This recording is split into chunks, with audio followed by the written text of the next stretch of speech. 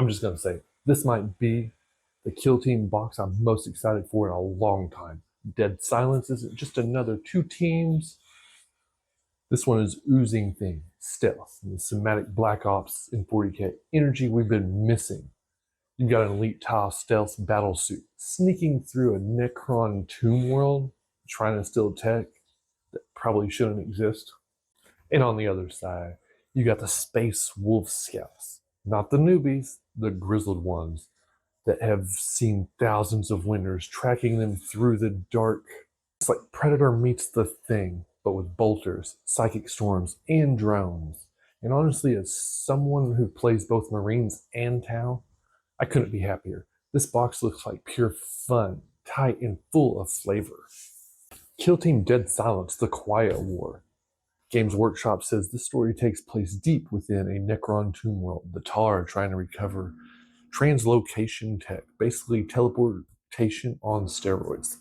And the wolves are there to stop them. But here's the kicker. Make too much noise and the Necrons start to wake up. So it's not just your opponent you're fighting, it's also the tomb itself. I don't know about you, but the idea of running a stealth mission where noise literally kills you, that's the chef's kiss. Finally, a mission setup that matches the minis. You've got stealth armor versus scouts, both trying to outsneak each other in a place designed to murder one another.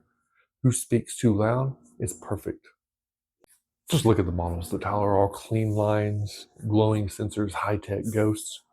The wolves look like they've crawled out of a frozen nightmare, each one weathered and scarred. It's beauty versus brutality, the future versus the fang.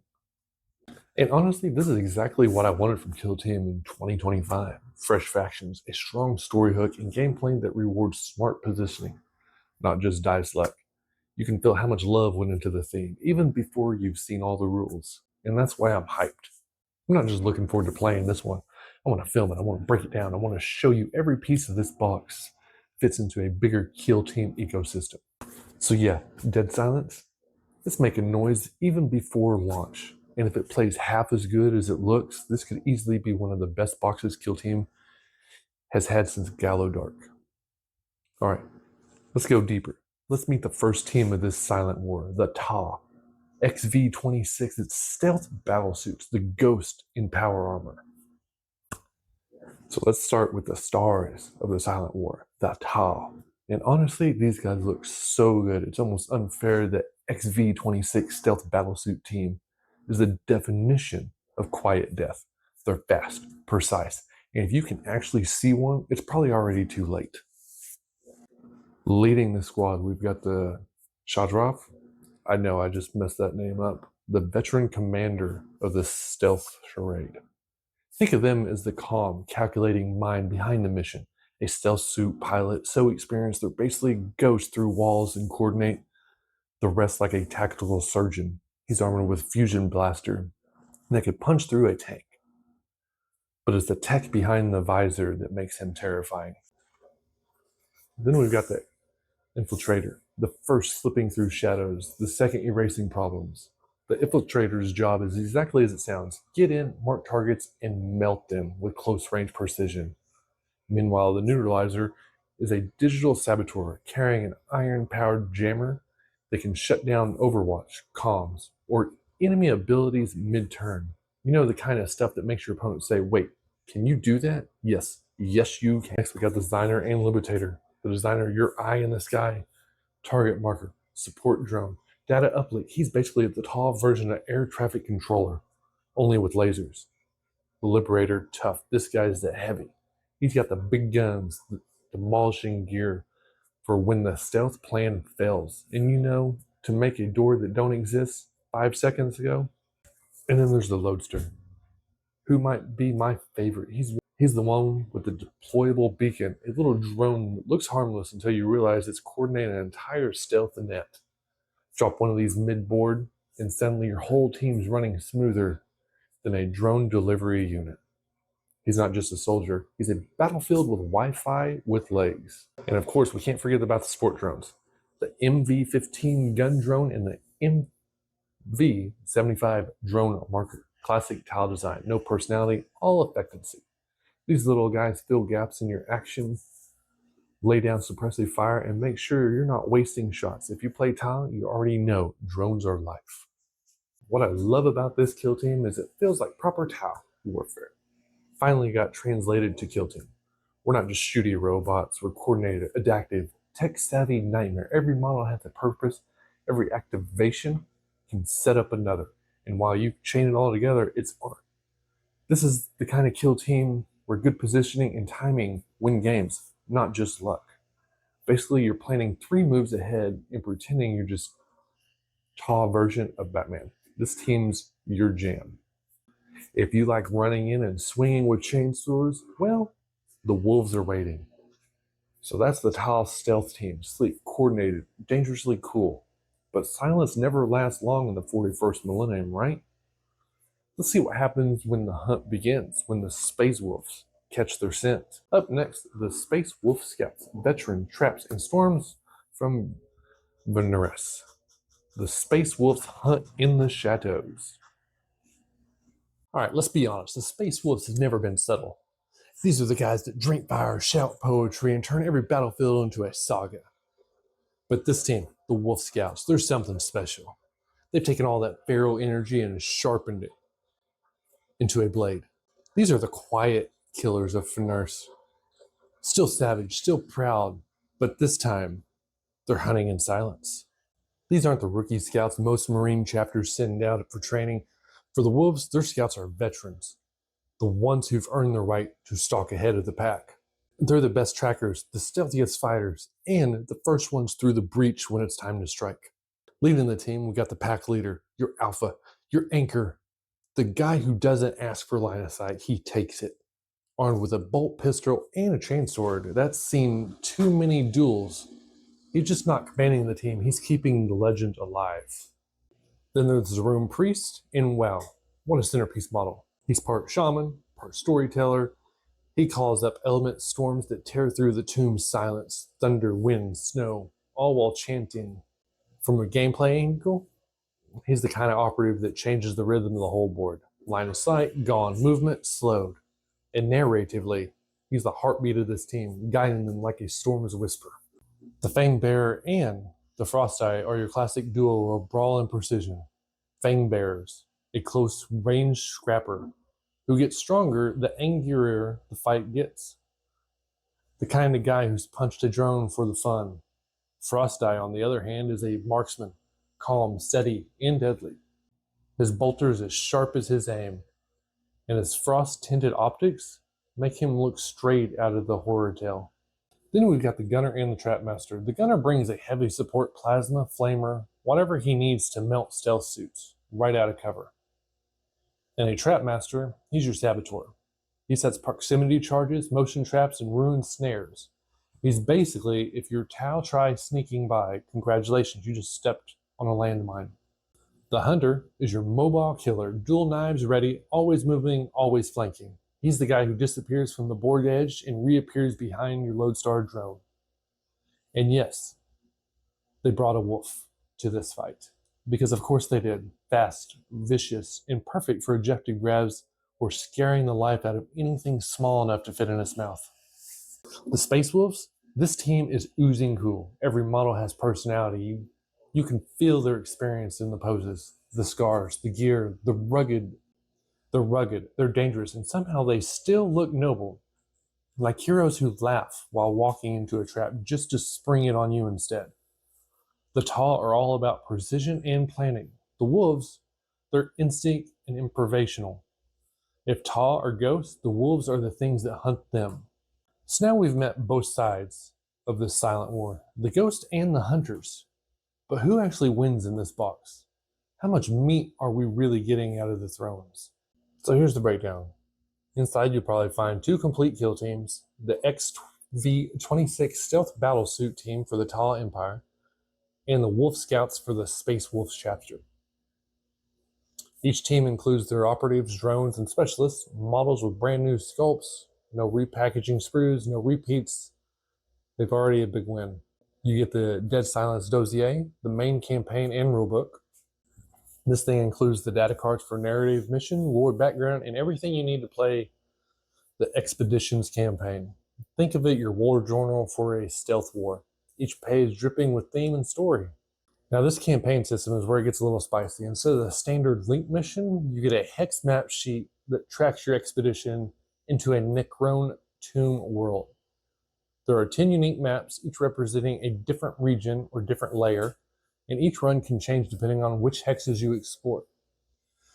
You can even record your discoveries and operative injuries using the Kill Team log pads, 50 double-sided sheets that make it feel like a tactical journal straight out of a commander's briefing room. You can literally track your operatives, write down their scars, promote survivors, and see if your stealth war unfold across multiple games. It's the kind of campaign play that feels like a group invested for weeks. And yeah, you'll also find the usual extra data cards, order tokens, transfer sheets, and small mission cards. But what's not here is maybe the most interesting part. There's no dedicated terrain sprue. The teaser photos using existing Necro-tomb scenery from older sets, but the box itself is all about the teams and the campaign, is what it's looking like. Honestly, I'm okay with that. Terrain would be nice, sure, but this box feels like it's leaning into storytelling and replayability instead of just a collector's set. It's a game loop. You'll play through it, mark your map, level your operatives, and probably start again with new teams.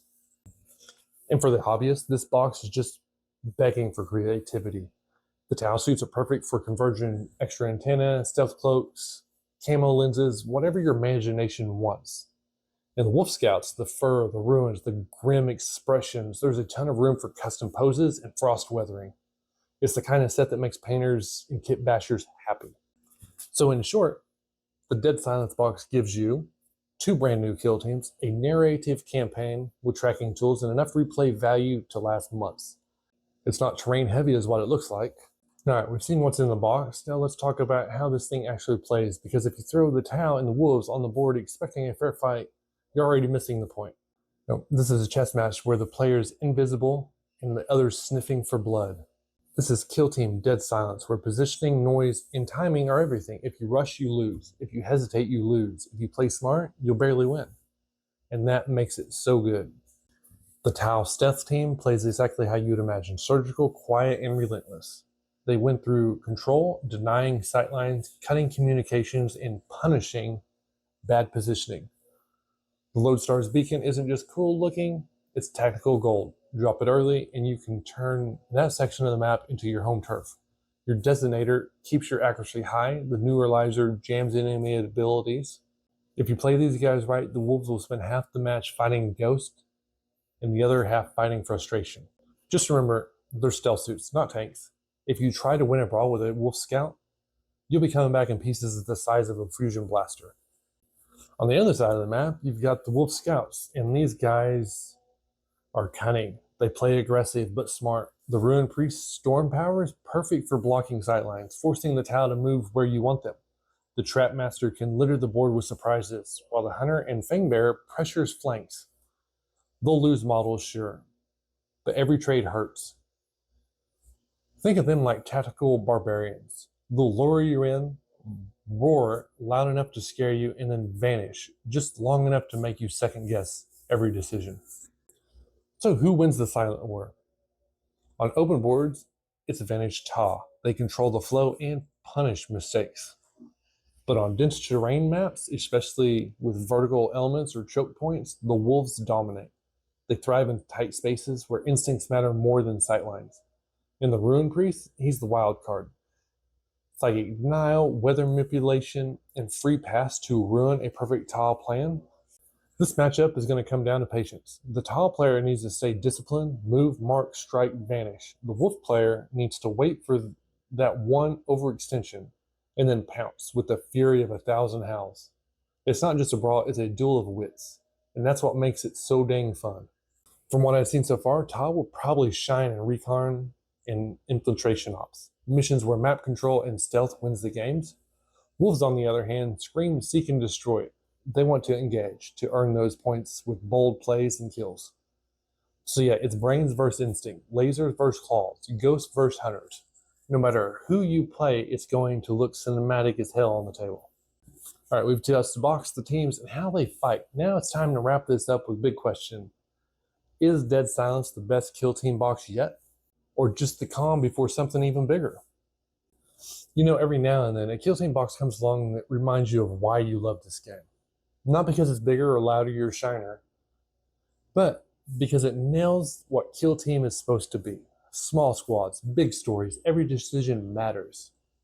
And Dead Silent might be the first box in a while that truly captures that again.